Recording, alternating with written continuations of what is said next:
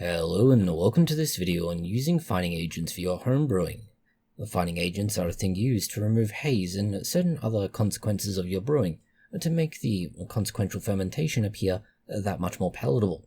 They aren't absolutely essential, but they're nice to have and certainly create a more pleasing product in the end. The fining agents will help clarify beer, for example, by binding to haze-causing particles, suspended yeast, proteins, polyphenols, tannins, that sort of thing. There are all sorts of particulates that can wind up in your beer or other fermentation. The result of them binding like this is they settle out quickly, quicker we should say, rather than quickly. This will improve appearance and stability without significantly affecting flavour, when used correctly. A haze in beer, for example, includes yeast haze, chill haze, which are proteins and polyphenols, and permanent haze, generally from poor processing or possibly infection of your beer. Fining agents will help in terms of removing, let's say, avoidable haze, but if you have something like infection or poor process, they're probably going to be limited in how much effect you get. Overall, fining agents fall into two main categories: a kettle, or typically copper finings, added near the end of the boil for hot or cold breaks, and the post-fermentation finishing findings.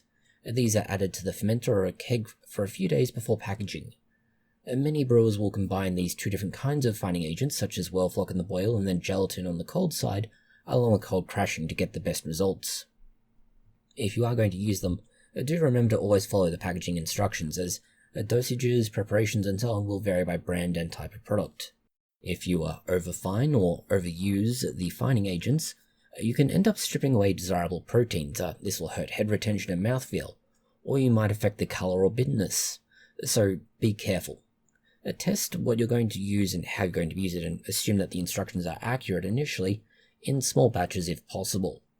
This is mostly useful if you're not entirely clear or familiar with what it is, for example if you change brands or change products. The fining agents themselves are most useful for styles where clarity matters, lagers, pale ales, and so on. Hazy styles like Hefeweizen or Nipah intentionally skip or minimize this entirely because they're not really needed.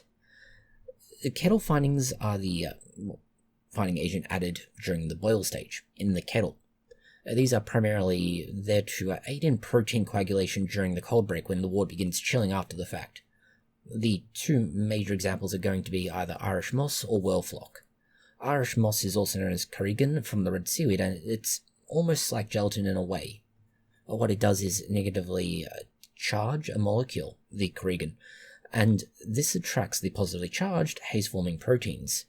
This lets you essentially create a positive and a negative side of a magnet, and they stick together, and then, because they're heavy, sink to the bottom. You add them in the last 10 to 15 minutes of the boil, and the typical dose is about 1 teaspoon, roughly half a gram to 1 gram, per every 20 litres or 5 gallons or thereabouts. If it's rehydrated moss, it's about 1 tablespoon. Rehydrate or wet it first with a little water, and that just avoids issues around clumping. Then you can add it to your fermenter. Whirlpool after boiling, and then you minimize trub carryover. Effective, greatly effective for reducing protein haze, and very good if you combine it with rapid chilling. Whirlfloc is similar, but it comes as a tablet or a powder. It's a purified carrigan, and it's more concentrated than potent version of Irish moss for all intents and purposes. 1 tablet, or the equivalent powdered dose, per 5 gallons or 20 litres in the last 10 minutes of boil, is going to do exactly the same job. It's sometimes seen as being more reliable and effective than plain Irish moss, simply because slightly more concentrated and refined and a little more consistent.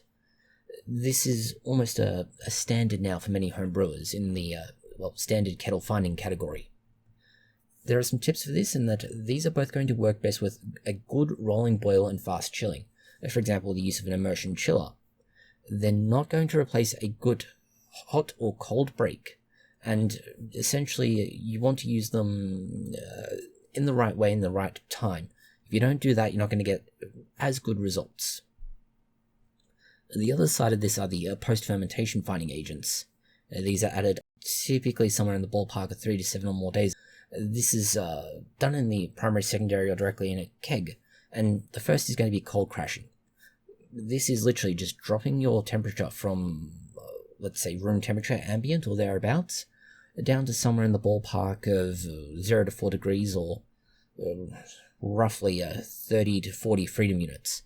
and keeping it at that temperature for between 1 and 3 days, 24 to 72 hours. Longer will give you more settlement, but you will begin removing other things you want to keep if you do that for too long. It generally improves the results and should prevent the formation of chill haze. It can benefit sometimes by gently, swirling or stirring the content of the fermenter or bottle, whatever you've put it in, without aerating it, because it will give you time to have everything in there settle down. Next is gelatin, animal collagen from various parts of animals.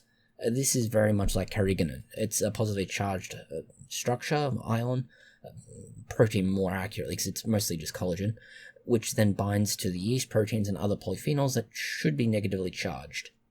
It's popular, effective, and very inexpensive. You can basically just buy grocery store branded unflavored gelatin, and it does the job. The typical dose is going to be for 20 litres or 5 gallons, 1 teaspoon. That's it. It's not much.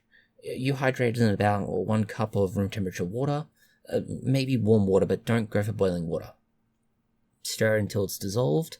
You may need to microwave the water if you're worried about it not being warm enough, and then let it cool to room temperature, add it in, possibly stir it around a little bit to make sure it has completely disseminated amongst the fermentation you have going, and you're done. It works best under cold temperatures though, so you need to be aware of this, and you also need to allow between 3 and 10 days, sometimes more, as it will take time to settle out. It's often called liquid time, and it's just because, well, it works so well. It's like aging but without the aging process, and provides excellent clarity. However, assuming you have a vegan in your life, they're probably going to be kind of pissy that you've used this, and you should not have them in your life, but assuming that you can't get rid of the vegan, just be aware of the fact they are going to be annoyed. Vegetarians may also come into this category. Isinglass, collagen from fish swim bladders, is effectively the same idea. It's excellent for getting rid of yeast and particulates more so than others, and it's a traditional option, particularly for cask ales.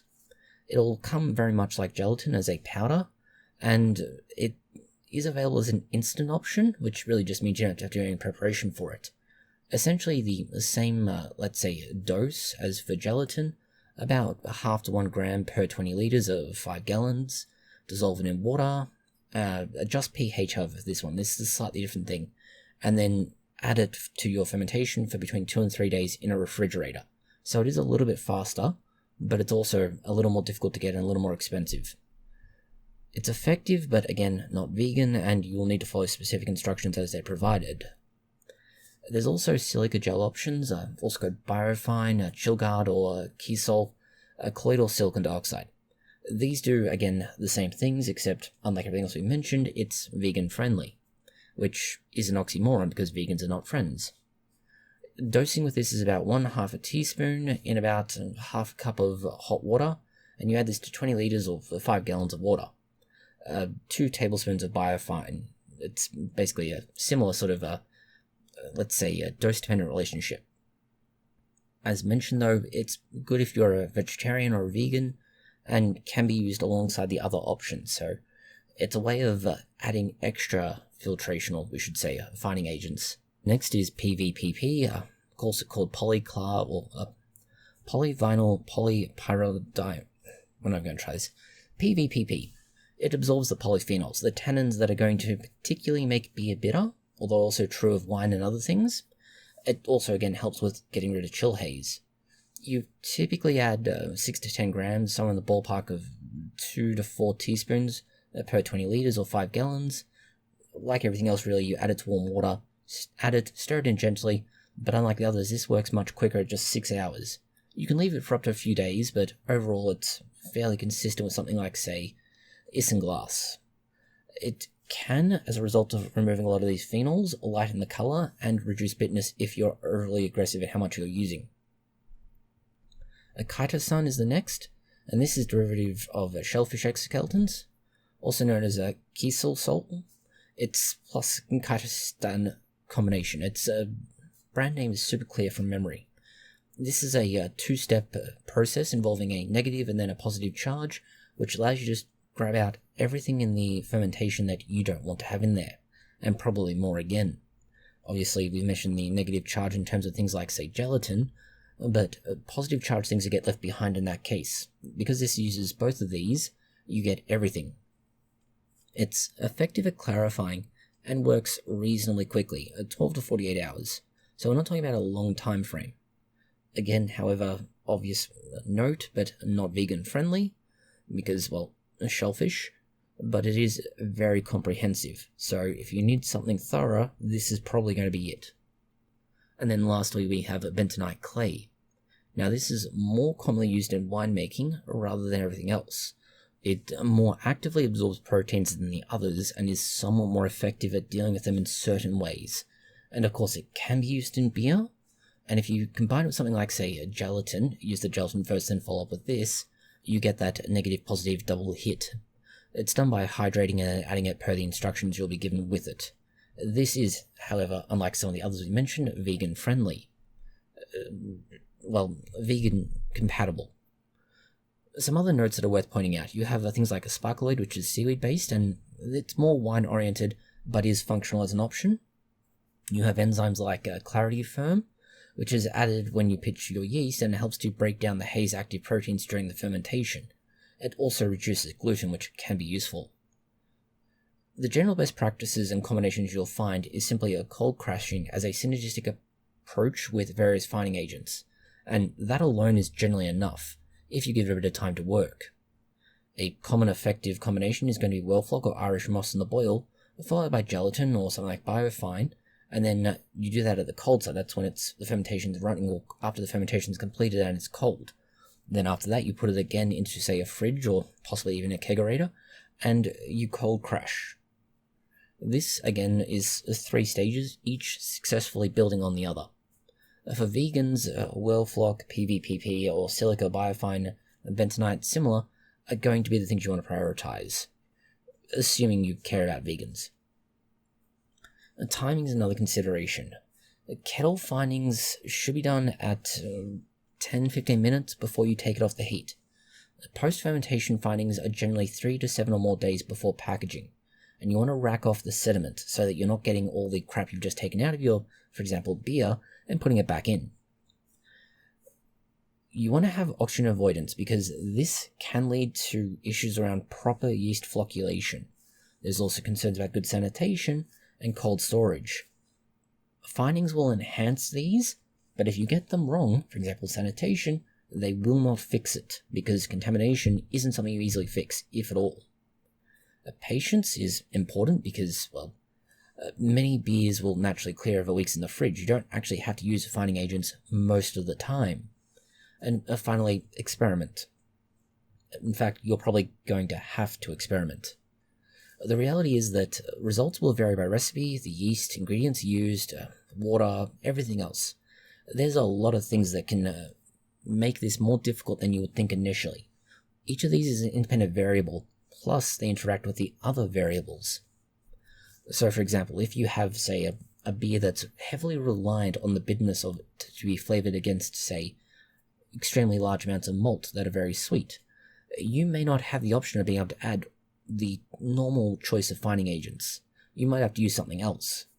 Or inversely, if it is a particularly delicate beer, adding the strongest options may actually eradicate any flavour you really have, and it just ends up being a water, somewhat alcoholic water. So these are all considerations to be aware of and why you should perhaps start conservatively with the dose you choose to use. Overall, the finings will not fix infection, starch, haze, or poor brewing practices. They're just not working that way. They don't function in that particular application. What they do is take out other things, and this is why they need to be used properly. If you use them properly, they will help to achieve professional-looking clarity while keeping your beer quality when used properly. And we're going to keep writing that point because a lot of people think that you can just throw this in there and it does its job, and then you go off and you can drink beer that's great. No, you actually need to choose the right thing. You need to consult the packaging or the product descriptions and so on, and choose the specific product and apply it in the correct way for your home brew. And you might have to look to other resources like, say, Brew Your Own or homebrew forums or similar for brand variations and guidance on particular products that will behave somewhat differently from others, and what those differences in behavior are, as they will affect your end result significantly if you're not prepared for it. Thank you for watching this video. If you found it interesting, consider liking, sharing, and subscribing, and please do post any comments, questions, or suggestions that you have below.